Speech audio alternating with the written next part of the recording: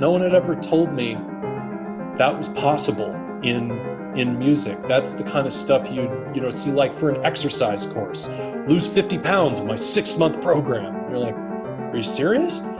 Like I could do that kind of thing in music? That's crazy. But it's a similar format. You enter here and you exit here. And if we do the work, you're definitely going to be set up better than if we didn't do the work together.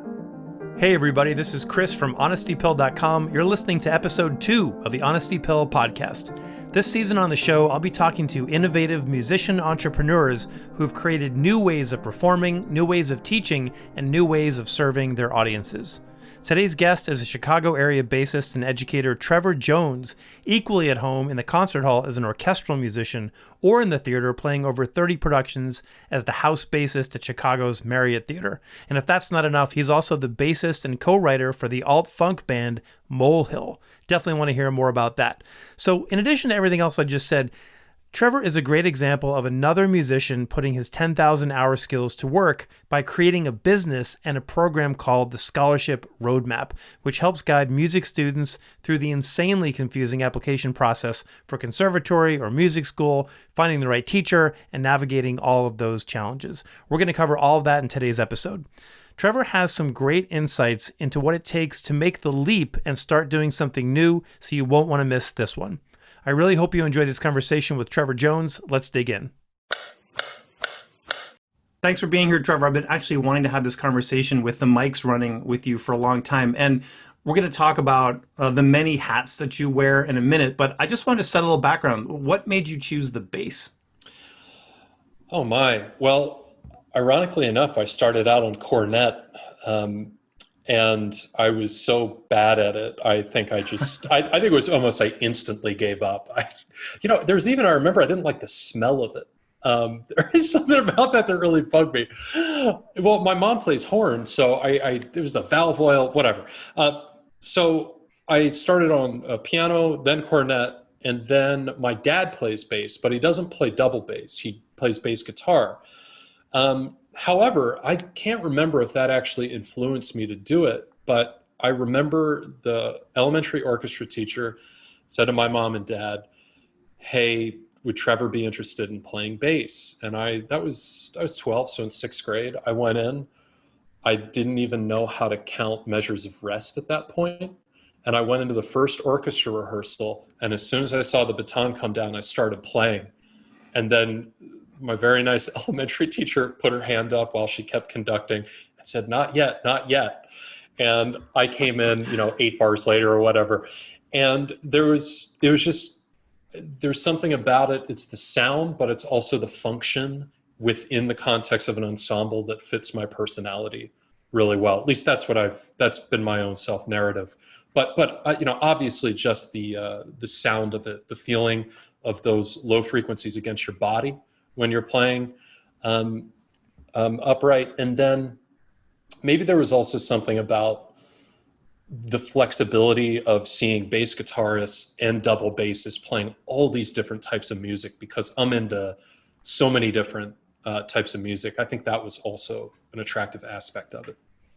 If you had stuck with the trumpet, by the way, and ended up playing in an orchestra, you would have been counting a lot of rests. So I think you chose wisely on that. So you were from a really super musical family like I am. I mean, you had it in the house. It was permeating all around, which we're going to talk about this later, but it probably helped you down the road in making decisions of how to pick a teacher and how to practice and all those skills that I always wonder what musicians who didn't have musical families, what sort of support networks they had in those early years, even just exposing them to what it means to practice or how to get over performance anxiety. So you probably had a lot of that support. Yeah, it was, I think at the time when I was 12, my mom started teaching elementary band. I think she had a couple public school teaching gigs, and then she actually moved into admin at the college where my dad was teaching. My dad taught at Gettysburg College for 30 years, and before that he was in public schools, and then actually did a little music retail as well. But I think simply having parents who just played music in the house. Like I remember, vividly, they always played Joe Beam when my mom was like prepping dinner, and my dad would be out reading the paper or like chatting with my mom, and there's always Antonius Carlos Jobim going on, and Tower of Power, Earth, Wind and Fire. And Nice. yeah, it was a great mix, but my parents were all always pretty subtle, like, and they're still this way. They didn't ever try to impress anything on me, like, you should do this, you should do that. I'm really thankful for this. They just always kind of observed me. And when they saw that I had a little bit of a spark, they gently would say, hey, have you thought about private lessons? And I was, sounds good. And they're very smart about that, because we know kids sometimes, if you tell them to do something, then you hear, no, I don't want to do that. We took a similar approach with our kids. We never even brought up taking lessons. And colleagues would say, oh, your kids, what are they playing? Or like, oh, actually, they're not playing anything. But they were drew to it naturally. And I think that's really important in those early years too. So you're living in Chicago right now. You're playing, you're teaching, you're gigging all over the place with symphony orchestras. You're in the theater. You're the house bassist at the Marriott. And somehow you still have energy to perform in and manage a rock band. Tell me a little bit about Molehill. Sure. So I've been in that band since 2000, end of 2007. I started working with, and I was still in school at that point.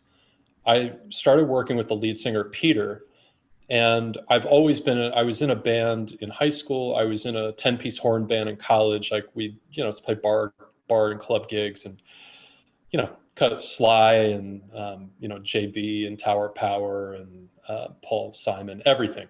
So I've just always loved the camaraderie of being in a band with a group of people who are just, down to do something great. And when I met this guy, Peter, the lead singer, a mutual friend introduced us, and I listened to the record they had already put out, and I thought, wow, this is totally not what I've played in before, but that was kind of exciting to me. And more exciting, I think, was, oh, I want to play a gig in a rock band. It will be my first opportunity to do this in this new city that I moved to. So we met up and, got together and performed, and, it was fine. The first gig was like opening for a national act, and it was terrifying and all this stuff. And then fast forward, we got a drummer who's a drummer here in Chicago. He plays gospel. He plays everything, but his main gig is every Sunday he plays in this church. And he's just one of the finest musicians I've ever played with. So we became, kind of this core trio, and then we would have rotating keyboard players. Then we found another keyboard player who's actually, frankly, one of my best friends now, Greg. And he joined the band, and we've been together, that lineup, since 2010, so 10 years now. But as far as having the energy to do it, yeah, it's insanity. Like, looking back, it's like any new venture. You just screw so much stuff up at the beginning. It's impossible. Like, I immediately started booking shows. And at this point, I've booked like probably over 500 gigs for our band. It's amazing how much I screwed up in the beginning, and how I pitched the band, and how I thought that promoters actually cared to, hear this detail and this detail. But it was a real education on kind of giving the quick elevator pitch. And creatively, I couldn't imagine not having it in my life, because only playing theater, only playing symphonic gigs, only doing that kind of stuff without this creative outlet would not leave for a good balance in my life. It's such an awesome example too of a musician, like whatever those skills you learned growing up, how to practice and how to set goals, how to organize things, how to find balance, is applicable to so many other areas other than just one thing. And you have such a wide variety of skills as a performer, that I think that that's a natural outgrowth, that you'd be wanting to do new things. But you actually went to school for music education, didn't you? That's right. I got an undergrad in music ed from West Virginia University. And so all the pedagogy classes, like I learned French horn and trombone and viola, violin, and Nice. The vocal pedagogy class was the most terrifying one. Oh my gosh. I had a very patient teacher. But yeah, music ed was interesting because my parents, as I said, are both music teachers, but I almost switched to performance only my sophomore year. And there's definitely resistance in my family from that. And they were not overt, but you could definitely feel that get your ed degree. Just get your ed degree. You can always practice just as much as a performance major.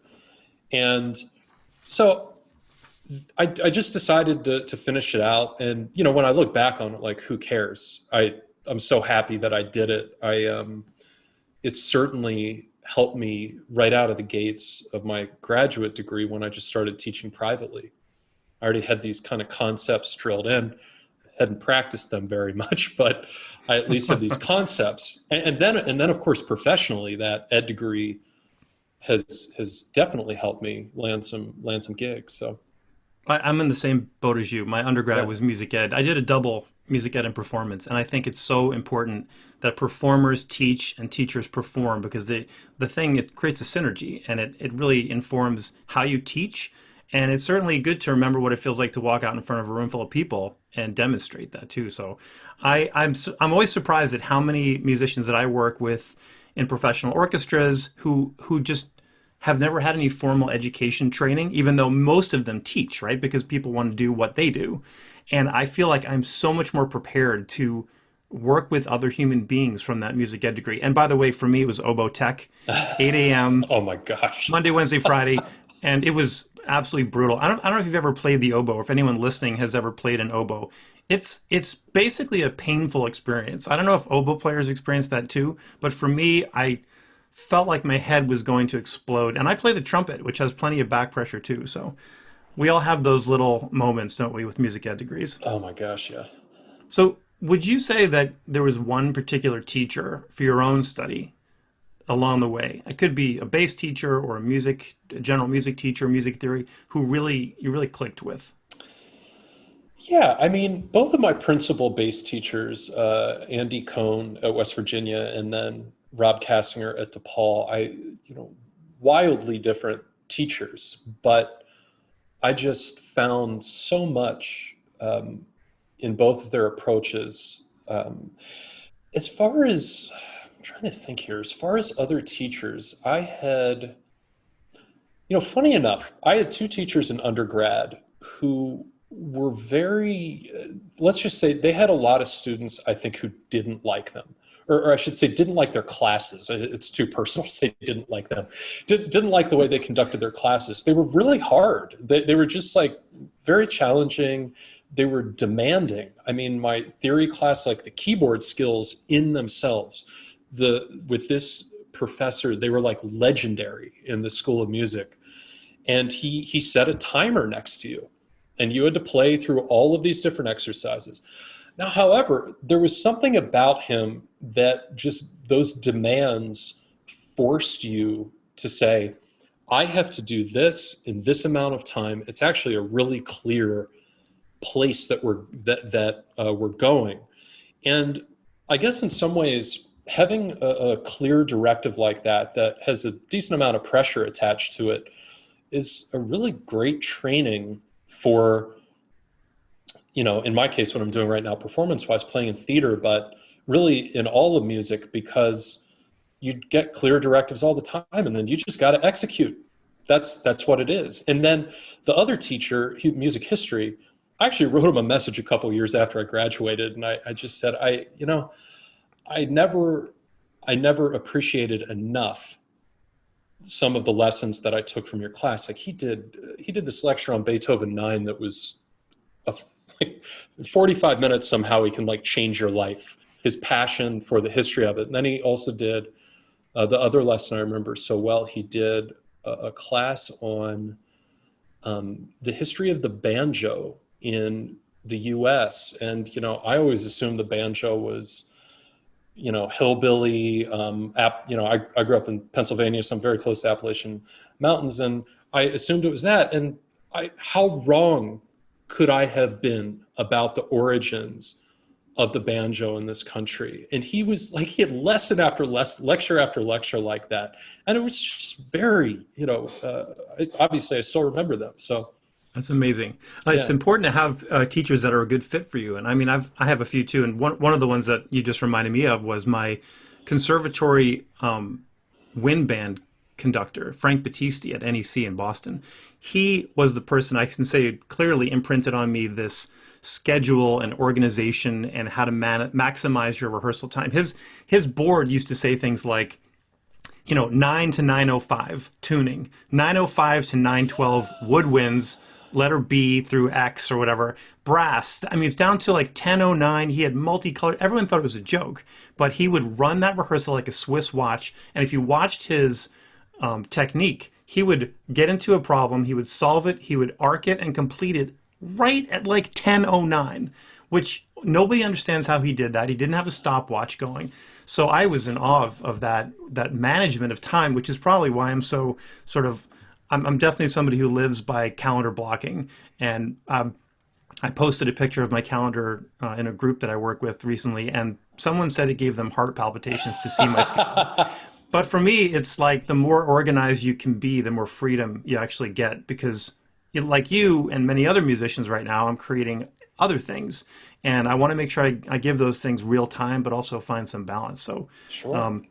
I want to shift gears a little bit and talk about your latest project, the Scholarship Roadmap, which is a 4-month online program developed by you. So tell us a little bit about it, and when did the idea of creating this come to you?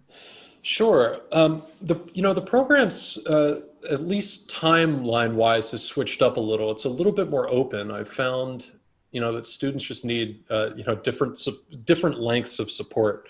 But the idea behind the program, I really developed in the last 6 months. One of my favorite aspects of teaching has always been when you get that student who decides, I want to pursue music more than just finishing up in high school and then that's it. I want to go to college. I want to study it, performance, education, composition, whatever. And then one of my favorite aspects is guiding them through that entire process. And that really starts with just asking questions and not looking for, answers from the student right away, but just getting them to think about it. Because then they come back in the next lesson and almost always like, oh man, I've been thinking about that a lot. And here are some things that come to mind. And then you start working through the process of what type of teacher do you want to study with? What kind of school setting do you want to be in?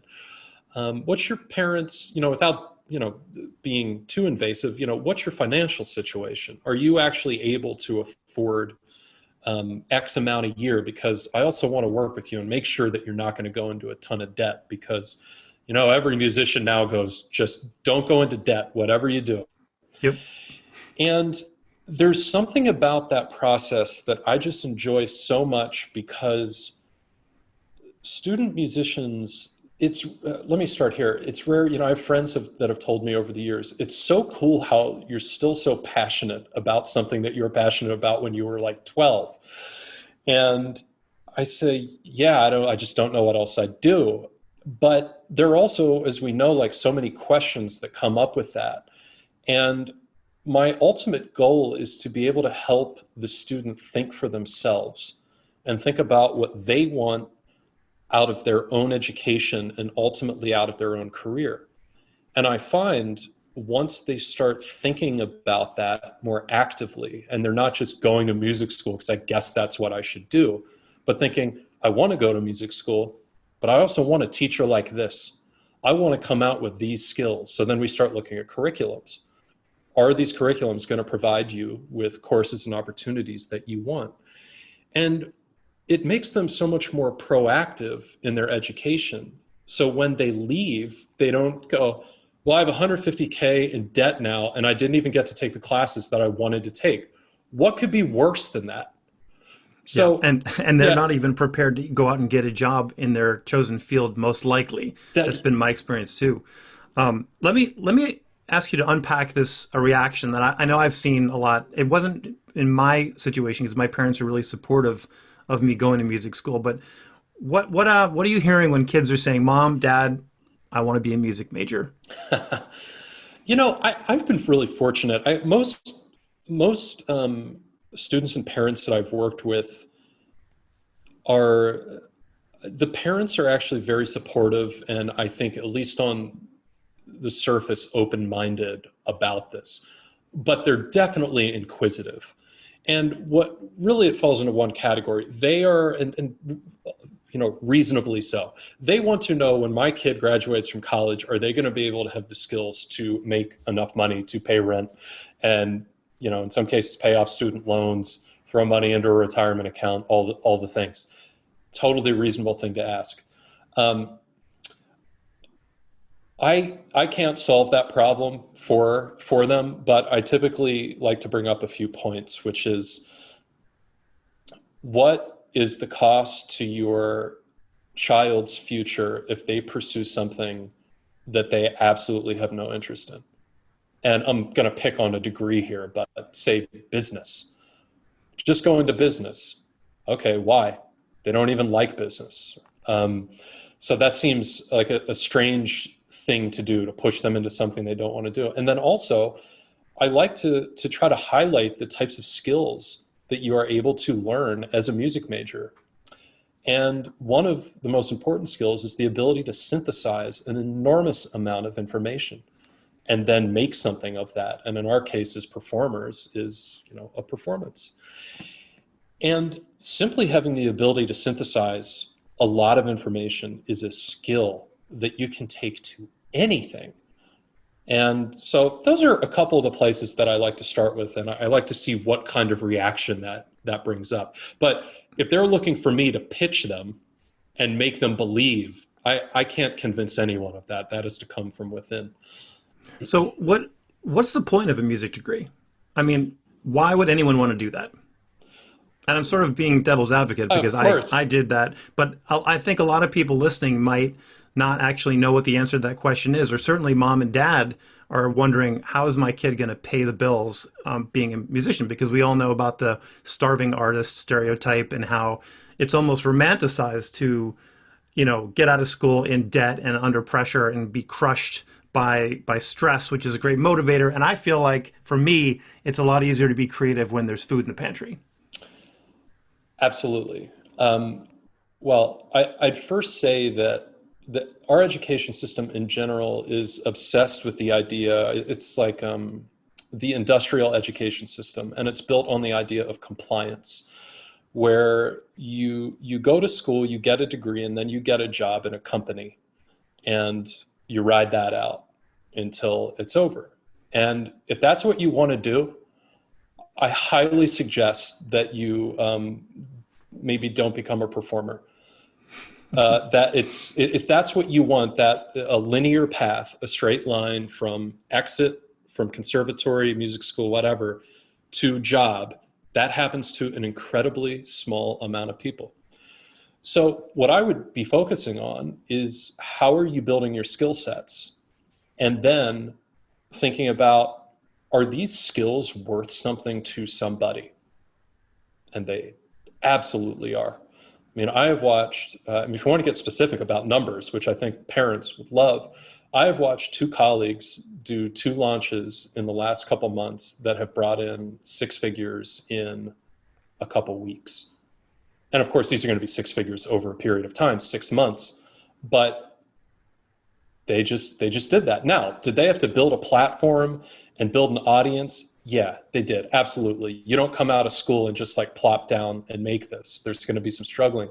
But I would also say, if you're looking for an industry where you have a single stream of income with a single job, and that's your goal, again, this might not be for you.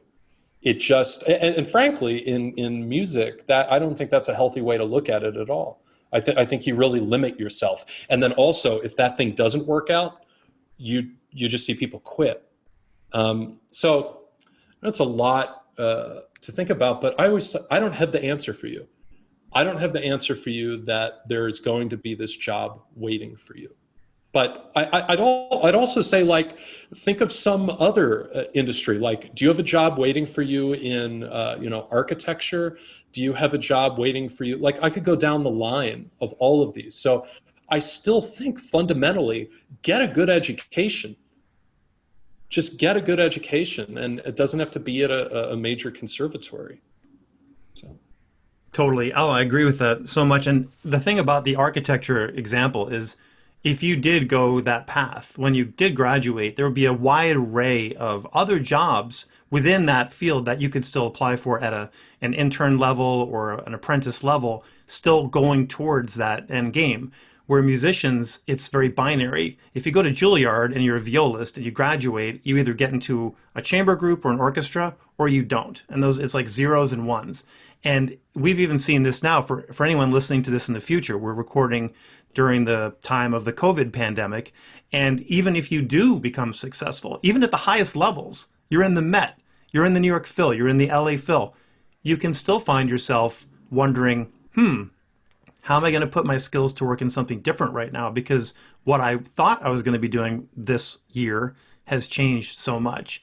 And I think musicians are uniquely positioned to do that because of all those 10,000 hour skills that we develop. That, I mean, you're such a great example of that with all of the things that you're doing, managing and social media. We haven't even talked about your podcast experience.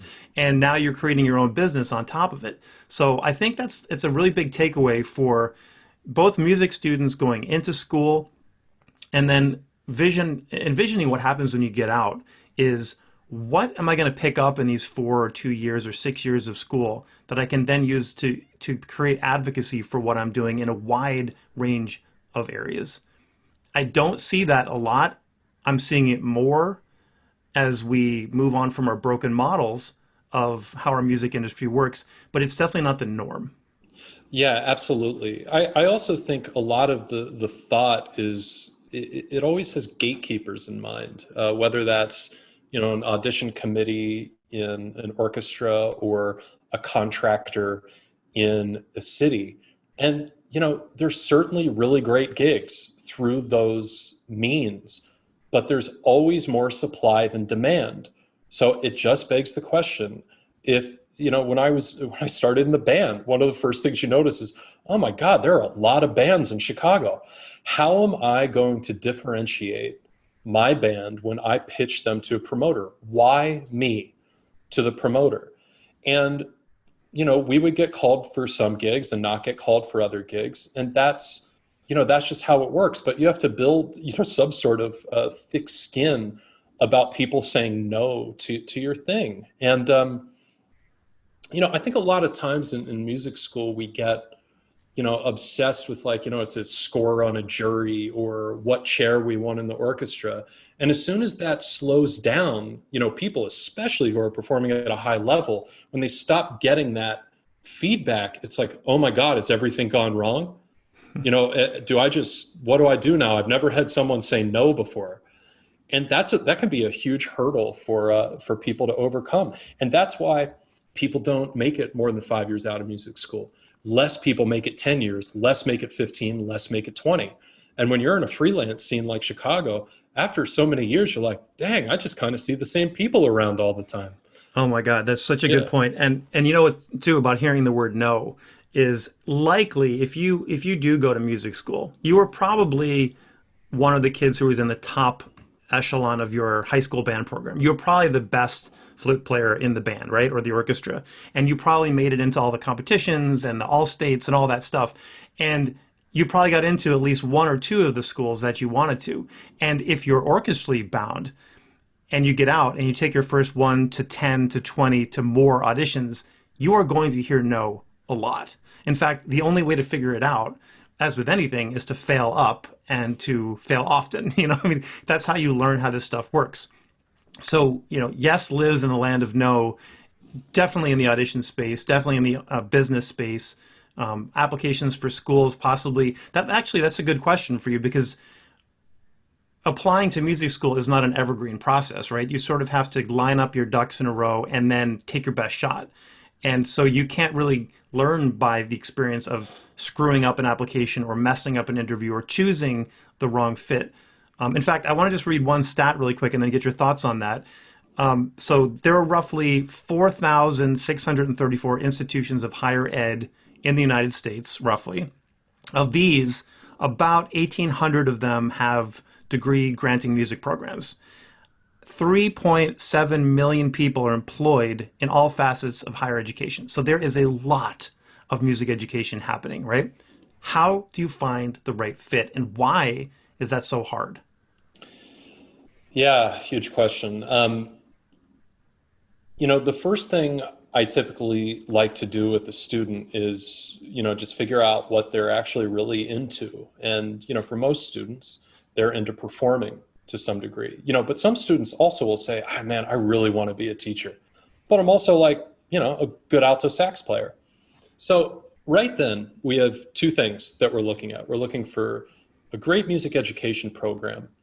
And we're also looking for a really fine saxophone teacher, because that studio professor will also be very influential on the way that that person teaches, whether it's in a one-on-one setting or a group setting. So once we get those two factors, it actually goes from 1800, I think someone said there are like 600 schools of music or something. But anyway, regardless of any of those huge numbers, that actually narrows it down quite a bit. And then once we kind of narrow that down, we can ask some more general questions like, hey, you live on the East Coast. Are you willing to, move to the West Coast or Midwest or whatever? And if they say no, then cool, we're in a region now. So that, that gets it down even more. And then we start, talking about, well, what kind of setting do you want to be in? Would you want to be in a university setting? No. And then I usually ask, have you ever been to a university setting at all in a music program? Because some university music programs can actually feel rather small and manageable. I know that was my experience. And so you try to just bring up questions to see, if they have any limitations. And some of them are self-imposed, they don't need to be there at all.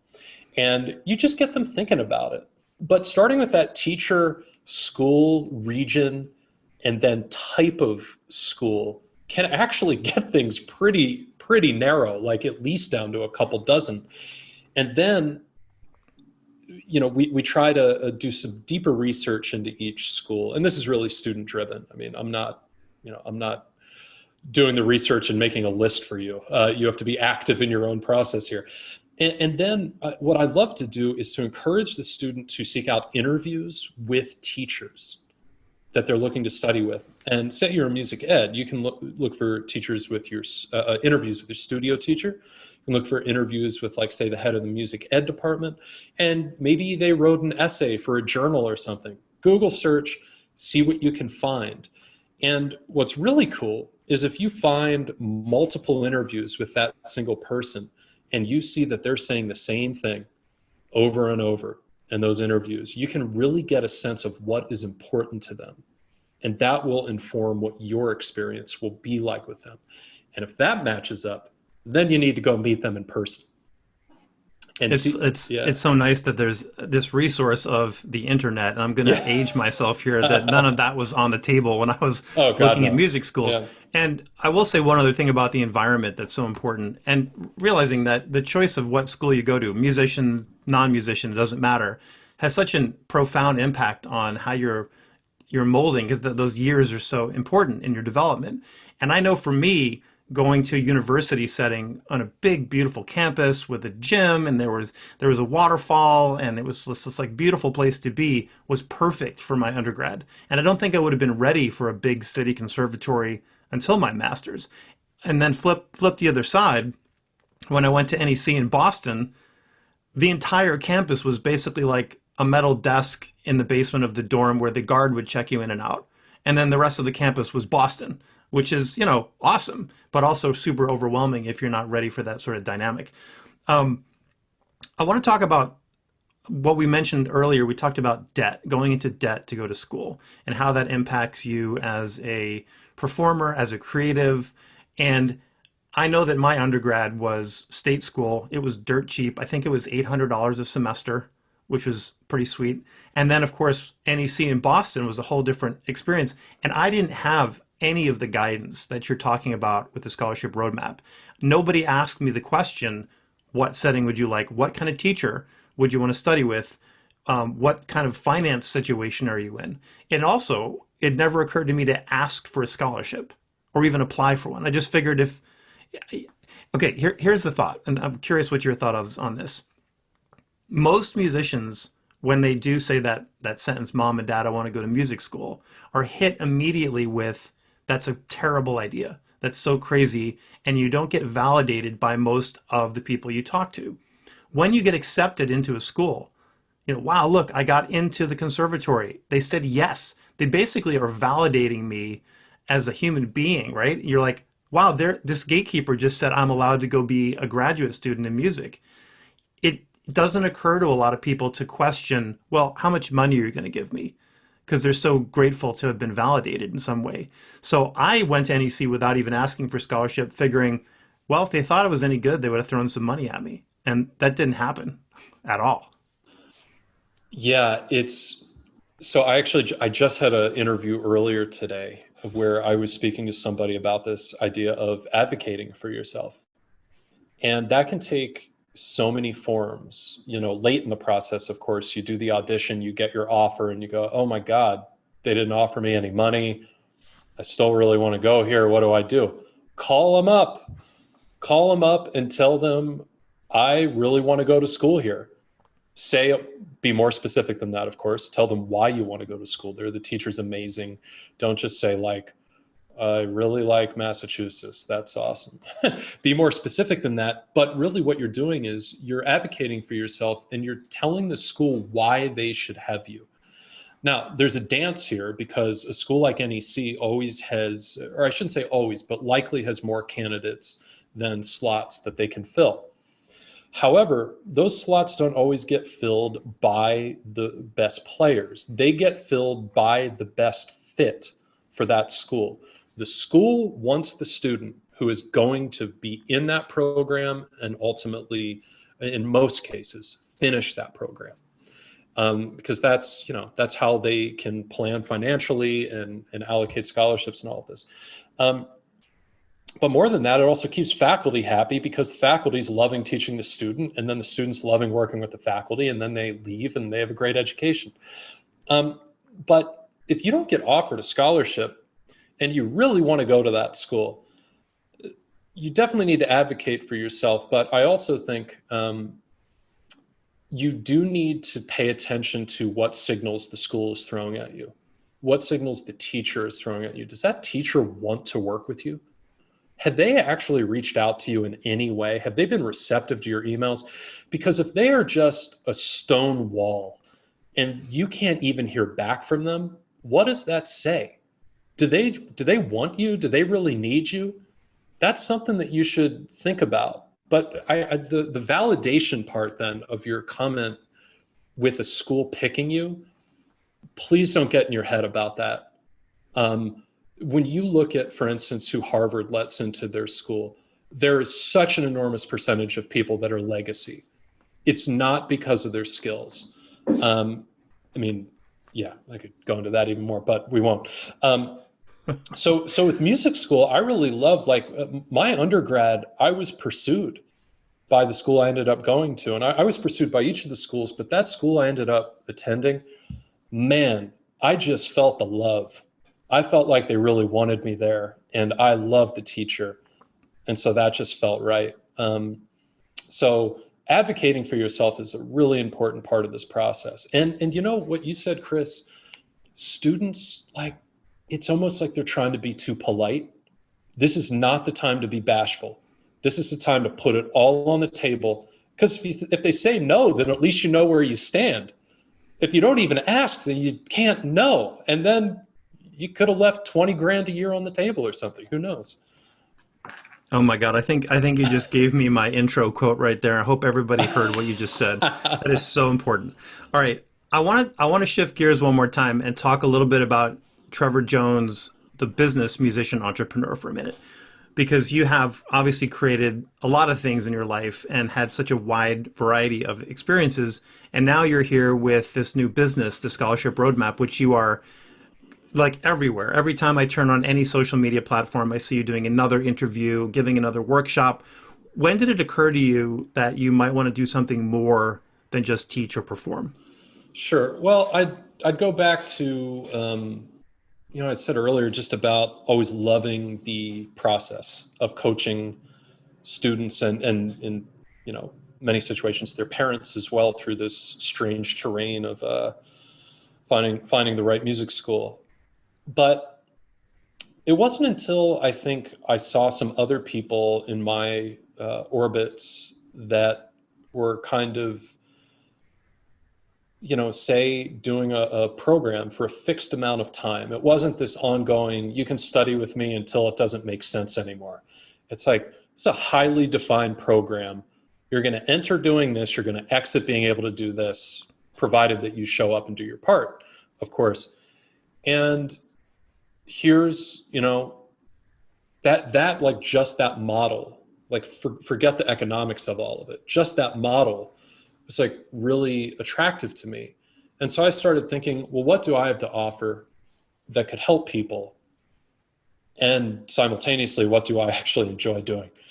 And I started thinking about bass ideas because I love teaching bass, but I thought, there's no shortage of bass instructors out there. I don't know if I want to put in all the effort to try to differentiate myself from other people. But what else do I do in my life that I really enjoy? Man, I love working with students and coaching them through this music school prep process. That sounds cool. Let me think about that a little more. And then I wrote down like the big buckets, the topics that we have to deal with. And then, started getting into more subtopics and all of that. And I thought, boy, what would it be like to work with more students, but only in this way? And so that combination of seeing other people having a highly specific program, creating an experience for people, coming out with a transformation, was just something I hadn't thought about. No one had ever told me that was possible in music. That's the kind of stuff you'd see like for an exercise course. Lose 50 pounds in my 6-month program. And you're like, are you serious? Like I could do that kind of thing in music? That's crazy. But it's a similar format. You enter here and you exit here. And if we do the work, you're definitely going to be set up better than if we didn't do the work together. I think that experience you just outlined, one of the things that's missing for a lot of musicians is an actual metric to measure a result, because music is so touchy-feely, right? How can I result? You either can build this program and it functions, or you can't. Well, with music, it's not like that. I mean, how do you know your post-horn solo from Mahler 3 is what it has what it takes to get a job? And how do you know that you're not on the right pathway? There's no way to metric that, and there's no way to say you passed or you didn't, even though people get handed degrees all the time who shouldn't be handed those degrees. Or people get degrees and they leave not having been given the tools to put that into sort of getting hired for money at some point. So I think that's an excellent point. What's your superpower? Oh boy. Getting someone in particular, specifically a student, to find the path for themselves. Try to leave it at that. That's awesome. I've found for 100% accuracy on the following statement. If somebody has identified their superpower and they have a clear point of view on what they stand for, what they stand against in that space, like why do I care if this thing exists? And there's an audience they can connect to that needs that superpower and resonates with that point of view. And then if that is all scalable so you can reach more than one person at a time, that is a very sustainable business model. And I have seen this play out time and time again, where if somebody has those 4 GPS coordinates in place and they are willing to do the work and have the faith in momentum and traction, that it always works out. And on the other hand, if they really don't have a point of view, or they really don't, or they're not passionate about this thing existing in the world, it usually, you run out of steam. I think our number one resource is enthusiasm. It's not our training. It's not how much money we have in the bank. It's how much enthusiasm we can bring and how good we are at protecting that enthusiasm so that we can radiate that. Because nobody actually cares about you, right? About your how many videos you're going to get, or how many hour calls you're going to get, or whatever. They're paying for the time with you so that they can experience your superpower. They just want to be around what the knowledge is that you have. And that's why, kind of wrapping up the whole topic of advocacy, is whether or not your performance is your superpower, or your way of teaching a certain skill, or helping people get into the right college, or whatever. If you are radiating that enthusiasm, it draws the people who need you to you, and you can serve them. And I think that's a beautiful thing that I wish more people would embrace. Absolutely. I think the point of standing for something, though, is you can't skip that. It's like when somebody asks, well, what should my, Instagram strategy be? Like, well, you can't know what your Instagram strategy is unless you know what you actually stand for in the first place. And, it's not going to be perfect on your first post. Like, you're not going to, get out there in a perfect way. You just have to start doing it. But you also, in my program, I really I like to communicate to students that a famous college does not mean it's a good college. It just means it's famous. That's it. And and I am stealing that quote, by the way, from Seth Godin. It's like a good college is the college that's good for you, not the college that is on all the top 10 lists, not the college that non-musicians know about. But this goes back to your previous point, is this like musicians, it feels good when non-musicians go, oh, you went to this place that I've heard of, Juilliard. And I'm not picking on Juilliard. This could, insert any school here. Juilliard's a great fit for some people, but not for all people. And I just interviewed the double bass professor, Patricia Weitzel from Columbus State University. I had never heard of Columbus State University in Georgia before she accepted that position months ago. I should have. It's an awesome program. They have amazing faculty. And that could be the right school for you, even if you've never heard of it before. And so we need to really make speak about the difference between famous college and good college for you, the student. Did you have any doubts around committing to starting a business? Like, is this a good idea? Or did people say, wait, what are you doing now? Are you like a life coach, or what's happening? Yeah. No, you know what? I think I probably had some limiting assumptions about a few things, but I started a lot of things that haven't, you could look at them from a certain standpoint. Like my band turns out we've never played Lollapalooza and made $10 million. Is that an abject failure? I don't know. We've released a full length and 5 EPs of music that I'm like super proud of. And I will be proud of that for the rest of my life. Is that a failure? I don't know. But I certainly, starting the scholarship roadmap, here's the thing that I was a little hesitant about. Why should anyone listen to me? I know tons of people that are so knowledgeable about this process, finding the right teacher, finding the right school. I know people that have been doing it, have been thinking about this for longer than me. Some, in some ways because they're older than me. But why me? Why should you work with me? And then I just kept thinking, you know what? I've already taken a bunch of students through this process. They've gone to good music schools for them. They have gotten fantastic educations, have graduated, and I've stayed in touch with them. And so you kind of remind yourself, you know what? I do know how to do this because I've already done it.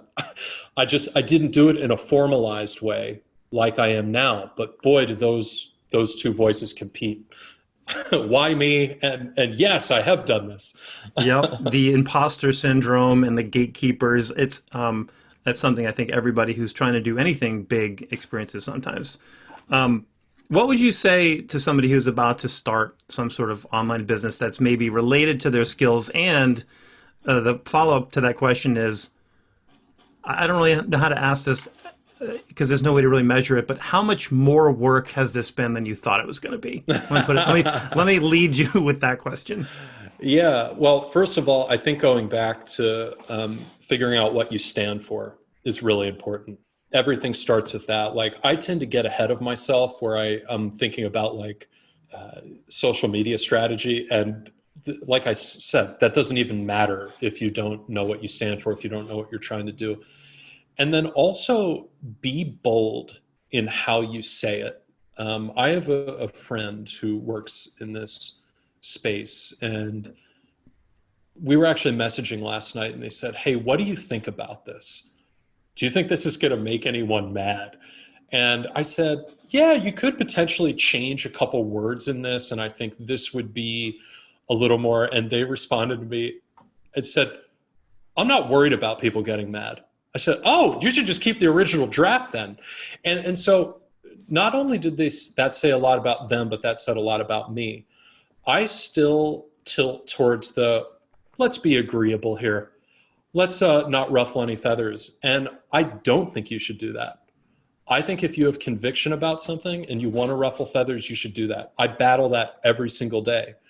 And then as far as the work, well, this is just who I am. But when I go into something, it's like all in, and I go, oh, I guess I should build that website. I'll do these 2 socials. I guess I should do a podcast as well. I've never really written blogs, but let's start writing some blogs too. And it just keeps snowballing. And is now that I've been doing it for a couple months, I at least have the content kind of map out, and it's pretty natural now. But I'm not going to lie. I mean, it's insanely time consuming. But because I never had anything formally built up online with this particular thing, coaching student musicians pursuing degrees and careers in music, I knew I had to build up a library of information. And also, when you build up that library, it really gets you thinking, and it gets you clarifying about, it clarifies your language, it clarifies your thought process. And that's really important. So, but then even if you do all that, you could launch and there could be crickets, or you get a couple calls and people say, nah, this is great. Good talking to you. I don't think so. What are you going to do after that? Because I think that's maybe, if people even get to that point, that's where they stop and turn it off. And as I've always joked, I've been in a band for 12, 13 years. I'm clearly an incredibly stubborn person when it comes to keeping something going that I think is worthwhile. So I think there's a reason you and I work so well together, because Yeah. I'm with you. I'm like, oh, I have to do this and that and that and this, and eventually you start to realize that maybe not all of those things are necessary, or perhaps you can focus on 2 or 3 areas of a business and then let the others sort of come in and out of focus. I always take it back to when I'm coaching someone or helping somebody with a business. It's just like learning a list of excerpts. When you first got that first list, maybe you knew 1 or 2 of them. Maybe you didn't know any of them. But it just seemed like this looming thing where, how do I possibly learn all of these, and do I have to have all of them in ship shape right now? And the truth of it is, no, and that's also impossible. You have to just sort of wade through the muck, and the good news is it is cumulative. You don't have to relearn these skills over and over again. They do shift and pivot. Some of it does change on occasion, but for the most part, this is manageable. And the good news for musicians is, and this is something that I see a lot too, it's way easier to learn how to use an Instagram TV app or something than it was to learn how to play that instrument that's in your hands right now. Sure. If you can do that, you can absolutely evolve into this, if it's something that you really truly believe should be in the world, and it's something that you're uniquely qualified to do. Yeah, if you're trying to do a quick version, it's probably not going to work out very well. It's a long game. Yeah, you should really want to do it. But just like a long game with practicing, Exactly. there's so many similarities.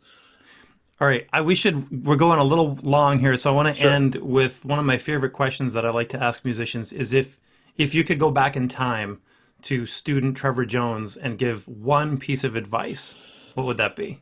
I would actually say stick to your guns when it comes to your gut feeling about things, and don't lose joy and enthusiasm. from what you do. And if you do, get out of it. Don't suck other people into that vortex. Enthusiasm and joy in your work. Just when that goes, time to change. Awesome. That's a great place to wrap it up. Where can people find out more about Scholarship Roadmap? Hop on your mailing list, workshops. Where's all that at? Sure. thescholarship.roadmap.com. And then I'm on Facebook and Instagram at The Scholarship Roadmap. And I have tons of free guides for students and parents, and all sorts of resources, podcast episodes with teachers. I actually have a series coming up with student musicians as well, because I think it's so important to hear their voices in all of this as well. That's awesome. I will link all that stuff up in the show notes. And Trevor, thank you so much for being here and helping me kick off this first season of the Honesty Pill podcast. So congratulations and thank you so much. Thanks for having me, Chris. See you. Bye. Big thanks to Trevor Jones of the Scholarship Roadmap for jumping on the podcast. I have to say, I wish that I had been lucky enough to have someone like him in my life when I was first applying to music school. It might have saved me from racking up a mind-numbing amount of student loan debt. So heads up, music students, definitely check him out at thescholarship.roadmap.com and all of Trevor's socials if you are applying to music school. Okay, that's it for me today. You can find out more at honestypill.com. Check out the free resource library. Tons of great stuff over there. And of course, I'll put all the links in the show notes below so you can find everything that we talk about on these episodes. All right, everybody, this has been the Honesty Pill Podcast, Episode 2. Thanks for listening. See you next time.